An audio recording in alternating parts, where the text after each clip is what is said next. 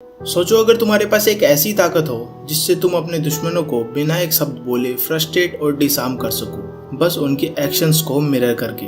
कोई लड़ाई नहीं, कोई एग्रेशन नहीं, सिर्फ प्योर पावर और कंट्रोल। सुनने में काफी इंटरेस्टिंग है ना दोस्तों? यही है law number 44 from the 48 laws of power, the mirror effect. इस वीडियो में हम देखेंगे कि कैसे इस टेक्निक को हिस्टोरिकल रूलर्स और लीडर्स ने यूज किया और कैसे तुम भी इसे अपनी लाइफ में अप्लाई कर सकते हो और किसी भी सिचुएशन में कंट्रोल हासिल कर सकते हो। लेकिन उससे पहले ये समझना जरूरी है कि आखिर ये मिरर इफेक्ट होता क्या है। मिरर इफेक्ट का मेन कॉन्सेप्ट ये है कि आप सामने वाले के एक्शंस और बिहेवियर को उनके ही अगेंस्ट यूज करते हो, बिना डायरेक्टली उनसे लड़ाई किए। चलिए इसे एक हिस्टोरिकल एग्जाम्पल से समझते हैं।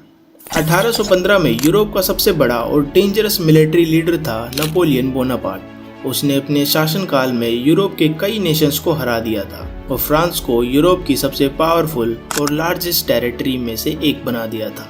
लेकिन इसके बावजूद नेपोलियन की आखिरी और सबसे फेमस हार हुई बैटल ऑफ वारलू में।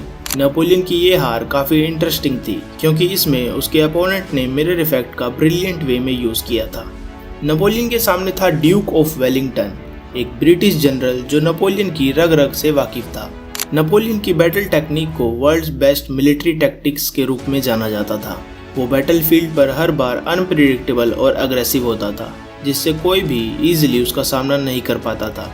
लेकिन वेलिंगटन ने कुछ अलग किया। जब वेलिंगटन और नेपोलियन की आर्मीज वाटरलू के बैटलफील्ड में मिली, वेलिंगटन ने एक क्लेवर स्ट्रेटजी यूज की। उसने नेपोलियन की मूवमेंट को मिरर करना शुरू किया।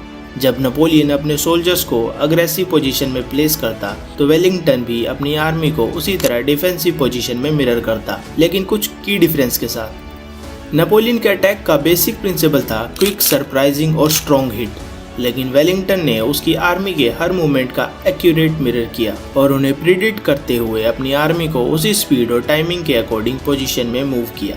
हर बार जब नेपोलियन एडवांस अटैक करता, वेलिंगटन की आर्मी भी उसी तरह स्ट्रेटेजिक डिफेंस में सेट हो जाती, जिससे नेपोलियन के स्ट्रॉन्गेस्ट अटैक भी जंग के मैदान में वीक साबित हो रहे थे।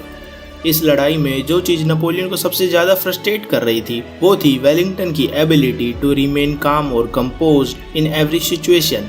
वेलिंगटन ने बैटलफील्ड पर नेपोलियन के अग्रेशन और अनऑर्थोडॉक्स टेक्निक को मिरर करके उन्हें न्यूट्रलाइज कर दिया।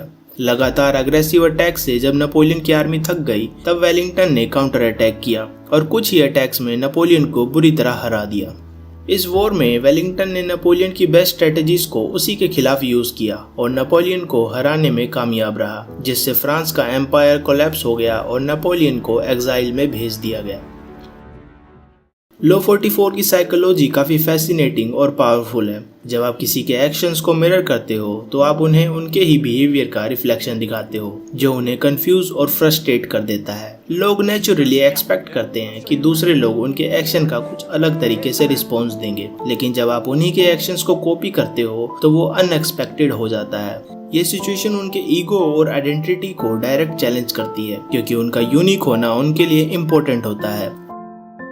जब उनका बिहेवियर मिरर होता है, तो उनका ईगो क्लैश होने लगता है, जिससे वो अपने आप को डिफेंड करने लगते हैं और अपनी वीकनेस एक्सपोज कर देते हैं। मिरर इफेक्ट का सबसे पावरफुल एस्पेक्ट ये है कि आप बिना किसी अग्रेशन या ओपन फाइट के सामने वाले पर कंट्रोल कर लेते हो, जब आप उनके इमोशंस या रिएक्शन को मिरर करते हो। जैसे अगर वो गुस्सा करते हैं और आप भी वैसे ही गुस्सा दिखाते हो, तो उन्हें अपना गुस्सा बेकार लगने लगता है। धीरे धीरे उनका कॉन्फिडेंस गिरने लगता है और वो इमोशनली वीक हो जाते हैं। फॉर एग्जाम्पल, मान लो तुम्हारे एक दोस्त है जो हमेशा तुम्हारे डिसीजन पर डाउट करता है और तुम्हें नीचा दिखाने की कोशिश करता है। तुम उसे जो भी सजेस्ट करते हो, वो हमेशा उसका उल्टा ही करता है या तुम्हारे आइडियाज को रिजेक्ट कर देता है। ऐसी सिचुएशन में नेचुरली तुम्हें गुस्सा आ सकता है या तुम भी उसके साथ आर्ग्यू करने लग सकते हो, लेकिन यहाँ मिरर इफेक्ट काम आ सकता है। अगली बार जब वो तुम्हारे किसी डिसीजन को क्रिटिसाइज करे या तुम्हें डाउट फील करवाने की कोशिश करे, तुम उसके एक्शंस को मिरर करो। जैसे ही वो तुम्हें नीचा दिखाने की कोशिश करे, तुम भी उन्हीं वर्ड्स और टोन का यूज करके उसके ओपिनियन पर डाउट करना शुरू करो, बिल्कुल वैसे ही जैसे वो तुम्हारे साथ करता है। लेकिन ये याद रखना कि तुम्हें अग्रेशन से बचना है, सिर्फ कामली उसके एक्शंस को रिफ्लेक्ट करना है। जैसे अगर वो कहे तुम्हारे आइडियाज काम के नहीं है, तो तुम भी सिमिलरली कहो, आर यू श्योर कि तुम्हारा आइडिया भी काम करेगा। जब वो ये देखेगा कि तुम उसी तरह रिएक्ट कर रहे हो जैसे वो कर रहा है, तो धीरे धीरे वो अपने ही बिहेवियर से फ्रस्ट्रेट होने लगेगा। उसका कॉन्फिडेंस हिल जाएगा क्योंकि वो तुमसे अलग रिस्पॉन्स एक्सपेक्ट कर रहा था, लेकिन तुमने उसके एक्शंस को उसी के अगेंस्ट यूज किया। इस तरह तुम बिना ओपन फाइट के सिर्फ मिरर इफेक्ट का यूज करके अपना कंट्रोल वापस ले सकते हो और सिचुएशन को अपने फेवर में टर्न कर सकते हो।